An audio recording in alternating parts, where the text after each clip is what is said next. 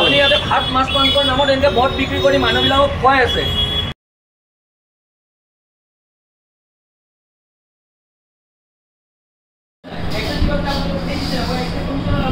নাই আপোনাৰ নামটো কওক, একদম এক্সেক্ট নামটো কওক। ৰাজু উপাধ্যায়। আপুনি পল্টন বজাৰ ইয়াতে মদ চেল কৰি আছে, আপোনাৰ পাৰ্মিশ্যন আছে নাই? নাই নাই এইবোৰ কথা আৰু নক'ব আৰু এইবোৰ অন ৰেকৰ্ড আমাৰ তাত ভিডিঅ' এভিডেঞ্চ শুনিয়ে দিছে কি হৈছে চব। আমাৰ এটা বহুদিনীয়া অভিযোগ আছে আপোনালোকে ইয়াতে মানুহৰ মাজত এই মদ চেল কৰি আছে যে। আপোনালোকৰ পাৰ্মিশ্যন আছে নাই? এক্সাইজ ডিপাৰ্টমেণ্টে আপোনালোকক সেই দিছে নাই? মই এক্সাইজ কমিশ্যনৰ আমাৰ লগত যোগাযোগ আছে ন।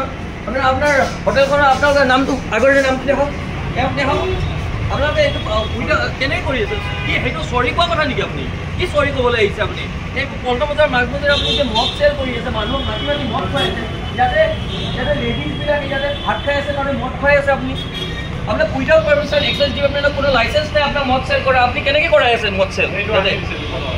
এইবোৰ বটল আনি দিছে 200 টকাত, এইবোৰ বটল আনি দিছে, মানুহবিলাকক মাতি মাতি মদ খুৱাই আছে এওঁলোকে। আপোনাৰ চৰি কথা নক'ব, আপুনি চৰি কথা নক'ব। আপোনাৰ কি নাম? এইফালে হওক, এইফালে হওক। বহুদিনীয়া অভিযোগ আছে আপোনালোকৰ প্ৰতি। আপোনালোকৰ মানুহে আমাৰ ওপৰত কমপ্লেইন দিছে, আপোনালোকে ইয়াতে মানুহক মাতি মাতি মদ খুৱায়। মানুহক ইয়াতে শুনক বেলেগৰ কথা নক'ব। আপোনাৰ লাইচেঞ্চ আছে নাই? আপোনাৰ লাইচেঞ্চ যদি নাই তেনেহ'লে আপুনি মদ কেনেকৈ চেল কৰি আছে? এনেকৈ আপোনালোকে মদ চেল কৰি সেই কৰি আছে মানুহৰ। হা?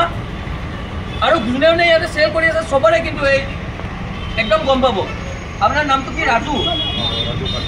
আপোনালোকে এক্সাইজ ডিপাৰ্টমেণ্ট আপোনালোকৰ নেক্সট টাইমৰ পৰা কথা নহয়। আপোনালোকে মানুহ মাতি লগাই মানুহবিলাকক আনি পেলাই আপোনাৰ শপত খাব নালাগে। আপুনি নহয় আপুনি শপত খাব নালাগে।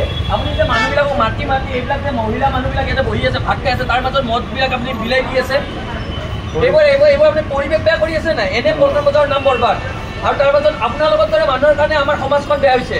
আপোনালোকে ব্যৱসায়ৰ কাৰণে অকণমান মুনাফাৰ কাৰণে আপোনালোকে মদবিলাক চেল কৰি আছে, থানা সন্মুখত লাগি আছে। চাওক গুৱাহাটী মহানগৰীৰ পল্টন বজাৰ অঞ্চলৰ এই দাদাৰ এই ইয়াতে আহক পলাব নালাগে। এতিয়া মানুহক মাতি মদ খুৱায়, ভাতৰ আঁৰত ভাত খুৱাব, চব্জি খুৱাব বুলি ভিতৰত বহাব আৰু পিছত সুধিব এওঁলোকৰ যিখিনি কাম কৰা ষ্টাফ যে দাদা মদ আনি দিওঁ, মদ খুৱাব, এনেকৈ মাতি মদ খুৱায় এওঁলোকে। কোনো ধৰণৰ এক্সাইজ ডিপাৰ্টমেণ্টৰ লাইচেঞ্চ নাই, মদ খুৱাব পৰা কোনো লাইচেঞ্চ নাই। এনেকৈ হোটেল এখনত তেওঁলোকে মদ খুৱাই আছে আৰু ইয়াতে বহুকেইখন হোটেল আছে। আৰু মদ বুলিয়ে নহয়, যি বিচাৰে তেওঁলোকে তাকে যোগান ধৰিব। বহুদিনীয়া অভিযোগ এটা আমি কম খেদি আজি উপস্থিত হৈছিলোঁ। আমাৰ সদস্যসকলে আহি ইয়াতে উপস্থিত হৈছিল, মাতি লৈ গৈছে। আহকচোন আহক দাদা, আহক 100 টকীয়া বস্তু এটা 200 টকাত। থানা গাতে লাগি আছে, পল্টন বজাৰ আৰক্ষী থানা গাতে লাগি আছে, কিন্তু আৰক্ষী প্ৰশাসনে এইবোৰ খবৰ নাপায়। আৰু হয়তো আৰক্ষী প্ৰশাসনৰ লগত এটা গোপন বুজাবুজি আছে, মিলাপ্ৰীতি আছে তেওঁলোকৰ। আপোনালোকে থানাৰ লগত থানাই গম পায়, থানাই গম নোপোৱাকৈ আপুনি এই থানাৰ পৰা 50 মিটাৰ দূৰত আপোনালোকে এনেকৈ যে কোনো ধৰণৰ তেওঁলোকৰ লাইচেঞ্চ নাই। চৰি ক'লে নহ'ব নহয়, চৰিৰ কি কথা আছে? এইফালে স্বাদিষ্ট ধাবা। চাওক মানুহক মাতি ৰাস্তাৰ পৰা মাতি আহক, কিন্তু ইয়াতে দেখিছে ইয়াতে লেডিজবিলাক চববিলাকে ইয়াতে ভাত খাই আছে, কিন্তু তাৰ মাজত এনেকুৱা ধৰণৰ কোনো লাইচেঞ্চ নাই, কোনো হেৰি নাই। থানাৰ লগত যদি গোপন বুজাবুজি আছে, আপোনালোকৰ, নহ'লে কেনেকৈ 50 মিটাৰ দূৰত থানা, পল্টন বজাৰ থানাই কেনেকৈ গম নাপায়? আপোনালোকে এনেকৈ সদায় চলাই আছে এনেকুৱা ব্যৱসায়।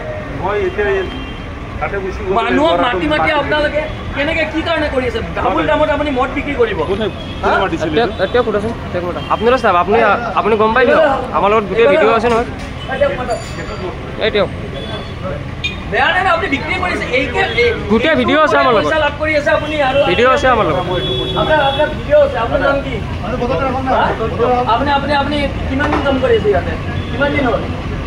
হা? থানাৰ লগত বুজাবুজি আছে আপোনালোকৰ? থানাৰ লগত সেইটোৱে কথা, আপোনালোকে মাতে নহয়, আপোনালোকে মাতি হেৰি কৰি ভিডিঅ' আছে। বিচাৰো নক'বা, ভিডিঅ' আছে ইয়াতে। আপুনি আনি দিয়া। শুনক এটা কথা কি কৈছে? এইটো যে আনি দিছে, মইতো বাহিৰত আছিলো, আনি দিছে, ঠিক আছে। নাই আপুনি আপোনালোকৰ কোনো ধৰণৰ লাইচেঞ্চ নোহোৱাকৈ মই মদৰ পইচা নাপাওঁ। তেনেকৈ নোখোৱাকৈ আপুনি ইমান দিনে মদৰ ওপৰতে ভিত্তি কৰি ব্যৱসায় চলাই আছে। মোৰ কথা ক'ব আহিছে আপোনাৰ গোটেই ভিডিঅ' অন ৰেকৰ্ড আছে, আপুনি নক'ব কথা এনেকৈ। আপুনি ইয়াতে ভাত মাছ মাংসৰ নামত এনেকৈ মদ বিক্ৰী কৰি মানুহবিলাকক খুৱাই আছে। আৰু লাইচেঞ্চ নাই, লাইচেঞ্চ থাকিলে আমি ক'ব লগা নাই নহয়। লাইচেঞ্চ আছে নেকি আপোনাৰ মদ বিক্ৰী কৰা? তেনেহ'লে আপোনাৰ থানাই গম নাপায় আপোনালোকৰ? মনে মনে এইবোৰ কৰি আছে আপোনালোকে। চৰি ক'লে সমস্যাটো সমাধান নহয়। আপোনাৰ নামটো কি কৈছে? ৰাজু। কিমান বছৰ আপুনি ইয়াতে? ইমান বছৰ ধৰি আপুনি আমাক মই জানোৱে, আপুনি বহুত বছৰ হ'ল ইয়াতে। আপোনাৰ আগত কোনোবা এজন 7-8 বছৰ নতুন দোকান নহয় দাদা। 7-8 বছৰ নহয়, মানুহে এবছৰ হ'লে নতুন বুলি ক'ব পাৰে। 8 বছৰ দোকান এখন নতুন হ'ব পাৰে নেকি? আপুনি কি কথা কৈ আছে? জোবান দিয়া কথা নহয়। আপুনি এনেকে কৰিলে বেয়া নকৰিব। আৰু আমি আপোনালোকৰ এগেইনষ্টে এক্সাইজ ডিপাৰ্টমেণ্টৰ আপোনাৰ এগেইনষ্টে এটা ফাইল, আমি কেছ এটা হেৰি কৰিম। চিধা কথা নহয়, কিয় নকৰিম? কি কাৰণে নকৰিম? কি কাৰণে নকৰিম? আৰু শুনক দাদা, আপুনি আজিৰ পৰা কওক, আপুনি আজিৰ পৰা কওক, আপুনি কওক, ইফালে চাই কওক। মদ আজিৰ পৰা বিক্ৰী নহ'ব মোৰ। আৰু যদি হয় তেনেহ'লে আপুনি কি কৰিব? মই স্বীকাৰ কৰিম। হ'ল।